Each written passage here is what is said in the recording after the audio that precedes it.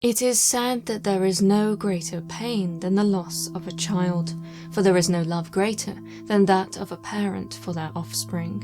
Most certainly, any loss can be agonizing, but losing a child is unreasonable.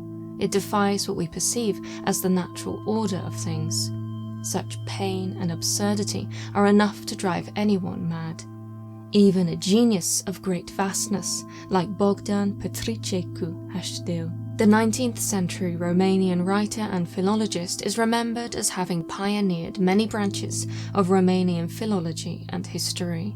A member of several science and linguistics academies from Romania, Russia, France, and the United States, he was descended from a dynasty of erudite personalities from Bessarabia. In many ways, it can be said that his daughter, Yulia, was the supernova of that dynasty, her life marked by a series of brilliant intellectual accomplishments, unfairly extinguished before she could fulfill her dreams. And while Yulia's death may have been a tragic loss for Romanian culture, it was an even greater tragedy for her father, being the catalyst for his dramatic shift to Spiritism. The early loss of his daughter led the academician to explore new realms of possibility and ultimately build a temple dedicated to communication with Yulia's spirit that would become an icon of 19th century Spiritism. For indeed, it would take more than the boundary between life and death to separate this father from his beloved daughter. My name is Laura, and you are watching The Paranormal Scholar.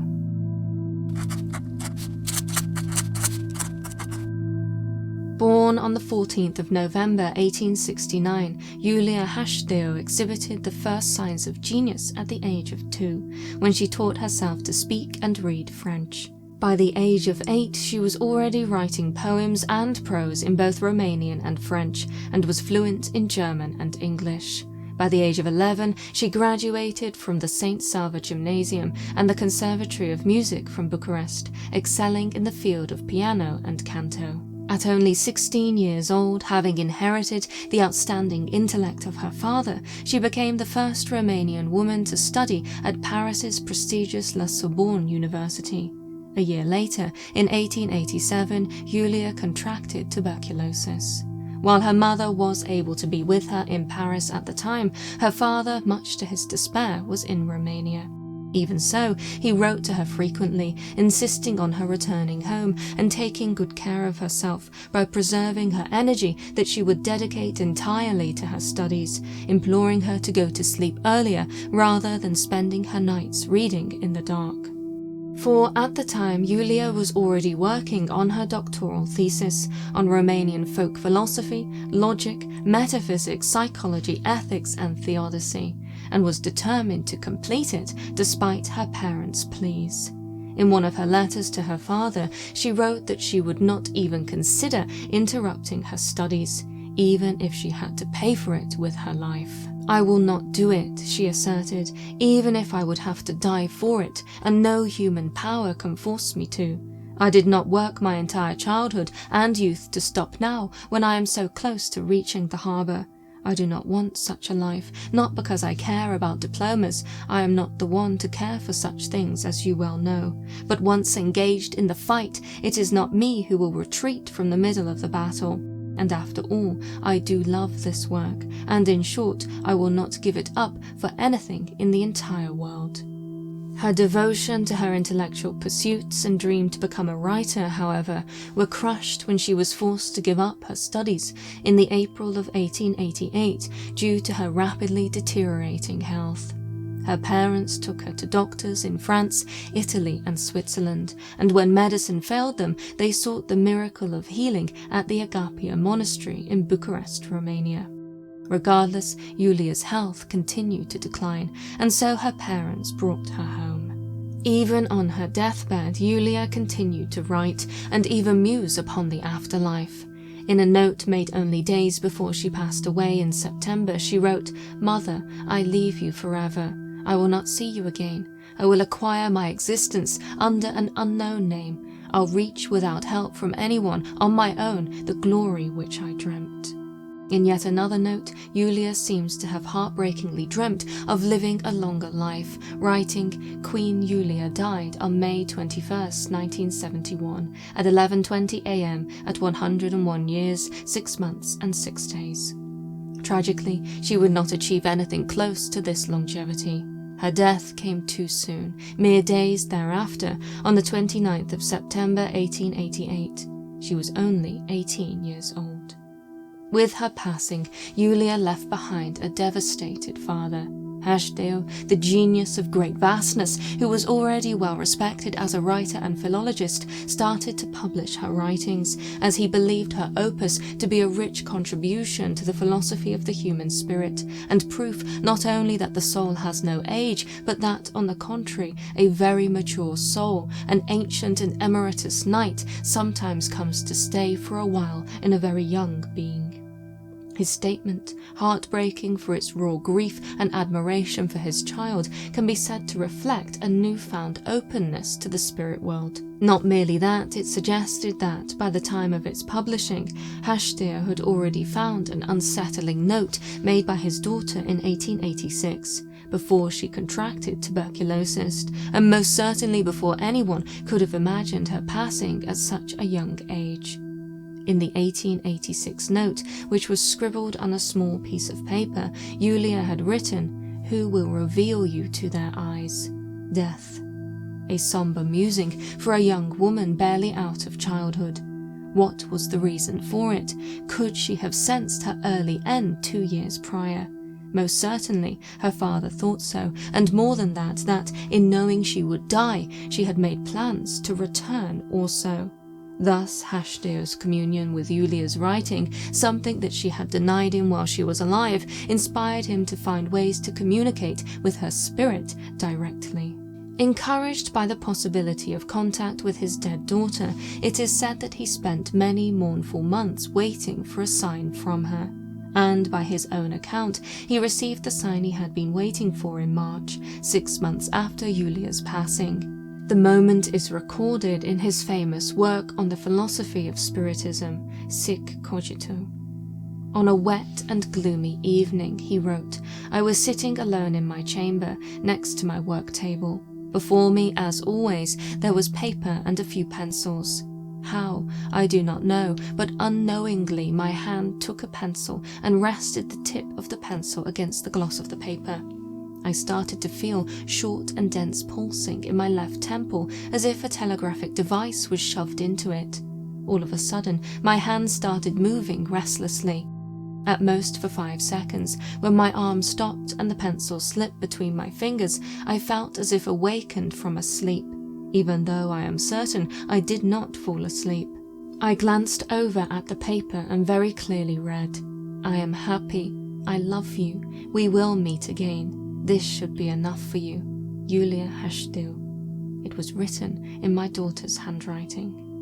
This profoundly spiritual and mystifying moment marked the beginning of a new journey for the grieving father, one in which Yulia's spirit would join him from the other side to guide his hand in writing the book that would become Sic Cogito, and in building 2 ingeniously crafted edifices to facilitate spirit communication. Inspired by and finding refuge in Spiritism thereafter, Haşdeu spent the following years communing with his daughter's spirit and writing his now famous book. He claimed to have been guided by Yulia through a medium who wrote automatically in a cataleptic state. Through these sessions, he was told, supposedly by his daughter, that the tone of his Spiritism studies must be imposing and convinced, a sort of sic cogito, meaning he who can be convinced, all the better for him, and he who cannot, all the worse. Let it be understood that this does not spare you your duty to write with all your potent clarity. As for your sic cogito, know that it shall be your final word, and likewise the title of the whole opus. And so the Romanian genius indeed concluded and titled the book, all while asking himself if he was truly the author. And as tremendous as this was, a book dictated from beyond the grave, it was but one aspect of Yulia's posthumous opus. Supposedly, she likewise instructed her father to build her a temple where they could be together. And so, by the time he finished writing the book in 1892, Haşdeu had already built a temple in Yulia's memory at the Bellu cemetery where she was buried. The first of 2 temples that he would eventually build for his daughter, it was known as the Small Temple, and presented itself as an altar at the entrance of the sepulchre in the shape of a library throne, above which is written in Romanian, "Sit a little longer." Inside its granite walls, a bronze clock stops the time at 1:30, the time of Yulia's death. An incredible and mournful monument, and yet the true genius of the construction was to be found below the surface, in the underground chamber. After all, the designs Haşdeu used were, according to his accounts, ones his daughter presented to him from beyond the grave. For certainly, by his own admissions, documented in the book while building the small temple, Haşdeu did not have the slightest understanding of architecture, sculpture, smithing, or any of the very technical fields towards which he most necessarily had to turn. He confessed to never having had an initial general plan either, not even an elementary sketch beforehand. The designs, so he claimed, were entirely Yulia's and had been given to him as he entered deep trances of automatic writing and drawing. And so it was, anxious to be reunited with his daughter's spirit, that he built the tremendous structure. Both odd and inexplicable, he never knew what materials he needed to order or what instructions to give his workers, for every instruction was dictated specifically by an unseen being in a manner that he described as unconscious, either through a very laconic letter or a rudimentary drawing. Haşdeu did, however, emphasize that, although the plan for the construction was a total mystery to him, it was very much logical to the being which guided him.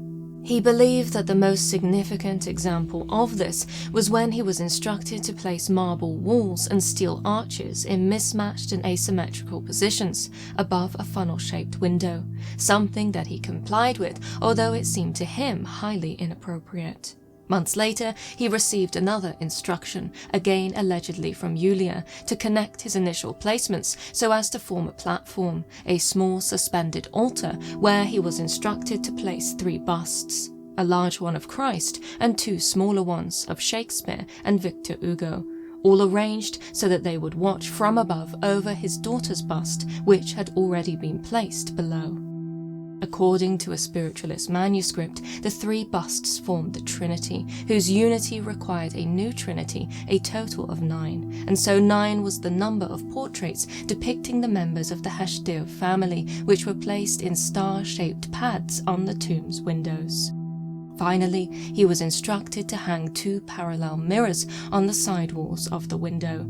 It was only then, he claimed, that he was able to understand the instructions and grasp their meaning. The mirrors made it so that anyone sitting at a certain angle outside the temple in the graveyard would see through the window the 3 busts from an infinite perspective created by the mirrors. The only other location that allowed for such a view was occupied by Yulia's bust inside the temple. Haşdeu claimed that such a feat was beyond his non-existent architectural capacities. He wholeheartedly believed that the being instructing him was his daughter, and that on one occasion his brother, a painter who had passed away years prior, also came through, instructing him to paint 2 blue angels on the mirrors. Astonishingly, the spirit even specified that in the blue fragments, meaning in the azure of the wings, some spots must be left for the mirror to be seen. This will wonderfully highlight the real nature of the wings. And so it was, incredibly, that the instructions which led to the creation of the small temple were given not only through Haşdeu, but also through the several mediums he had worked with. None possessed any architectural training, and yet the information, the plans, the details, the descriptions, the sketches, all aligned logically and cohesively within the architecture. Another notable example of this incredible feat of channeling, emphasized by Haşdeu, not only for its design but also for its meaning, was the engraving of the tablets of law on the marble walls of the small temple. Compared to the rest of the construction, these walls were for a long time strikingly barren. Whenever he would inquire about it, Yulia's spirit would supposedly laconically reply, "Later," until one day when, in a seance with 4 other participants, Yulia's spirit is said to have given a specific date when she intended to give them the articles of faith that would later be engraved on the barren walls, perfectly symmetrical. On the prophesied date, one of the mediums channeled before 8 others, including Haşdeu, the creed of the temple. Believe in God. Believe in the immortality of the soul. Believe in the sacred gift of the superior communication. Love and help your family. Love and help those who love and help you. Love and help without selfishness those who are close to your heart. The remainder of the laws spoke of respecting one's own person, respecting all people, seeking the truth and seeking proof. And unusually, whilst the rest were dictated in French, one of the laws was channeled in English. Work is life, respect labour. Yulia's spirit is said to have requested the laws be sculpted with a sun at the top, with squares and triangles around them. And afterward, she told the participants at the seance that she had chosen that date, which was the 18th of December, for that date was the true birthday of Christ, and not the 25th of December. And so the small temple was built, allegedly with spiritual guidance from Yulia's very soul.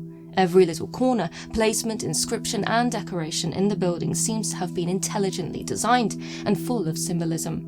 From the numbers of the points of the stars decorating the walls to the number of pillars holding the arches, everything charged with esoteric meaning and power that Haşdeu believed facilitated the connection between himself and Yulia.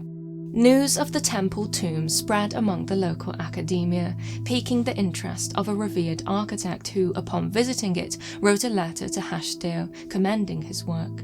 There is nothing in this temple that is thoughtless, meaningless, or disconnected from the fundamental laws of the physical or the moral world. Further emphasizing this, he wrote that the trained eye can immediately discover that it is all founded on the properties of the numbers 3 and 4 and their multiples, either in the express thought, construction elements, music, spiritist creed, verses, etc.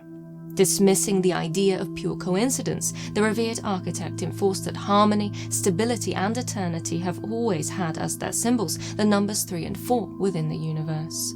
Once a marvelous example of architecture, today the tomb has lost its genius to decades of humidity, neglect, vandalism, and even grave desecration. The mirrors, busts, paintings, and all the hard work dedicated to Yulia have mostly vanished or decayed. Today, only the library throne still withstands the test of time, although the writing on the spines of the books within has faded. And as unfortunate as this may be, it would seem that Haşdeu, or rather his daughter, had the foresight to demand a second construction, one which truly would survive the ages. For certainly, although the small temple became Haşdeu's second home, he considered that it did not suffice for his explorations, and so in 1893 decided to raise a castle for his daughter, the Great Temple, the construction of which spanned over 3 years. Remarkably, the same spiritual process was repeated in the building of this great temple at Campina, or Yulia's castle, as it is also known. Haşdeu's daughter's spirit, just as before, is said to have informed every minute and esoterically potent aspect of the design. It is striking how many of the symbolisms and arrangements of the small temple were expanded upon, enlarged and replicated in the great temple. For example, the primacy of Jesus, no longer a bust but a full statue on a raised altar in the vaulted entrance of the castle. Furthermore, infinite perspective mirrors were repeated, this time arranged in a circle, which one could enter only through the rotating stone door at the entrance. Yulia's articles of faith were also reproduced. Arguably most fascinating of all, however, was the special Spiritism chamber constructed within the building, specifically for Yulia's spirit. The extraordinary room, which still exists today, is perfectly dark, with a hole in one of the walls. It is said that through this hole Yulia's spirit would gain access to the room. In the darkness, the mediums who assisted Haşdeu are reported to have channeled messages from Yulia by means of automatic writing, often, so it is claimed, in her own handwriting. Not merely that, within the walls of this room, Haşdeu is also said to have tried to capture Yulia's spirit using photography, something which, despite his efforts, he never succeeded. Instead, he invited visual artists to attend the seances in order for them to paint their impressions of the spirits in attendance. After all, it is claimed that Haşdeu was successful in communicating not only with his daughter, but also with the spirits of his brother and his departed ancestors. And interestingly, the messages and answers he received via the mediums he worked with at the castle were always written in Yulia's preferred language, French, with one exception being when the message came in Arabic, a language that Yulia did not learn in her lifetime. As for his alleged communications with his brother, these messages were predominantly delivered in Russian, a language he would have spoken for most of his life. Such Spiritism activity is claimed to have spanned over 13 years, with 101 summaries of the seances having been produced. And alongside the mediums who channeled the messages from Haşdeu's departed relatives, the seances were attended by men of letters, members of the international academia, and artists. One such figure was Iulia Haşdeu, the revered Romanian playwright, writer, poet, political commentator, and journalist famous for his satires. Upon visiting the building and having been guided by Haşdeu himself, Haşdeu was impressed by its design and described it in minute detail, revealing amongst many things how he passed from one state to another, between two worlds, between known and unknown, between the profane and the sacred, through a revolving stone door that invited its visitors to discover the mystery beyond.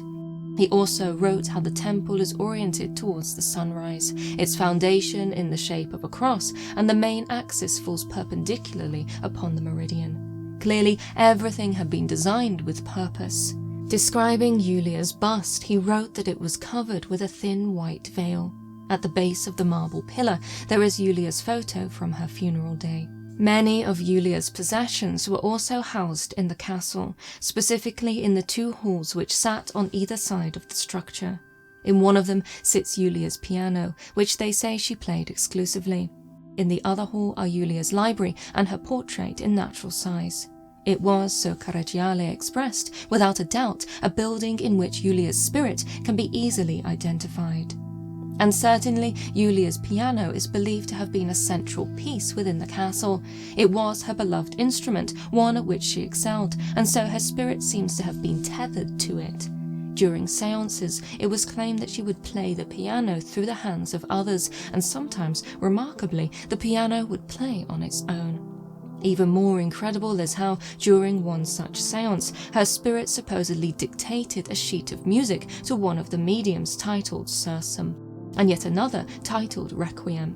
It is even claimed that Haşdeu was instructed by the spirit to assign the musical channeling of the latter to a particular medium, for others and himself had, so the spirit claimed, hands that are difficult to direct automatically, even for a normal letter, never mind for musical symbols.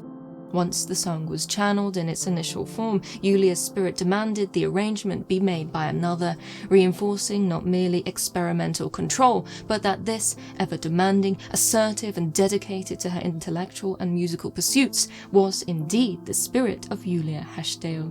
So arranged, the song was able to be performed in the castle by an orchestra on multiple occasions, with listeners, some of whom were physicians and skeptics, describing the sound as celestial harmony, claiming that it made it seem to them as if angels were flying by.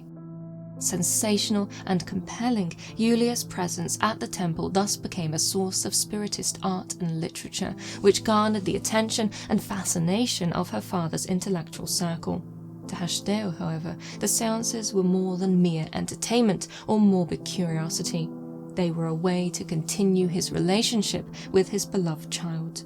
Rigorously intellectual, revered and sincere in his intentions, he was also a grieving man.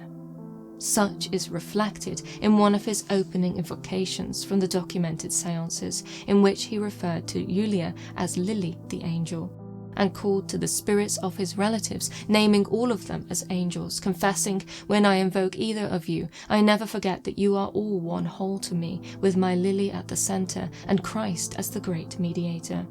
His passion was inexhaustible. Communication with Yulia and his other lost loved ones became his entire reason for being. Perhaps for this very reason, the number of participants in the seances eventually started to diminish. After his wife also passed away in 1902, Haşdeu is said to have isolated himself from the world.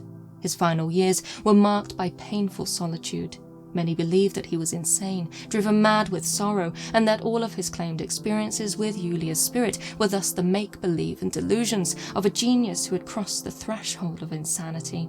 And so, on the 25th of August 1907, after much suffering and seclusion, Haşdeu passed away in a little house behind the castle he had built for his Yulia. He was buried next to his beloved wife and daughter in a funeral ceremony that only 8 people attended. Today, Yulia's castle still stands and has housed the BP Haşdeu Memorial Museum since 1994. Brimming with artifacts, including Yulia's piano and bust, as well as many papers and writings relating to the seances, it can be said to be a very special, but also very strange structure. For certainly, stories of spirit communication have not stopped, despite over 100 years having passed since the Great Temple was built. Local legend whispers that Yulia's spirit can be heard playing the piano at night, to which her father applauds. It is even said that Yulia was once spotted on the terrace of the castle, holding a bouquet of daisies in her arms. The following day, the gardener supposedly found daisies in the yard of the property, despite it not being the season for the flowers. And according to the testimony provided by a long-serving museum director, paranormal activity was even captured on camera within the temple. On the morning of the 4th of July 2015, she explained in an interview, we were looking at the surveillance cameras and spotted 3 orbs of light that kept walking among the works in display in the mezzanine of the castle. The globes of light, so she described them, were perfectly round and orbited these objects on display. My colleagues saw nothing, only the cameras captured their presence there. Concluding, she said that there are signs that appear in certain situations, and that there have been guards who told us that the piano was heard during that night. And so, Iulia Haşdeu's castle continues to be a very special place. A place of memorial and grief, a shrine to a lost daughter, a divine temple, a place of spiritism and quite possibly conjuration, a portal to the other side through which the dead, lost and longing, return to commune with the living, soothing them, guiding them to do their undead bidding. A place which holds within its stone walls the memory of a genius child who left a grieving father at the edge of insanity, making the great temple an undeniable testament to love and how it knows no bounds, not even death.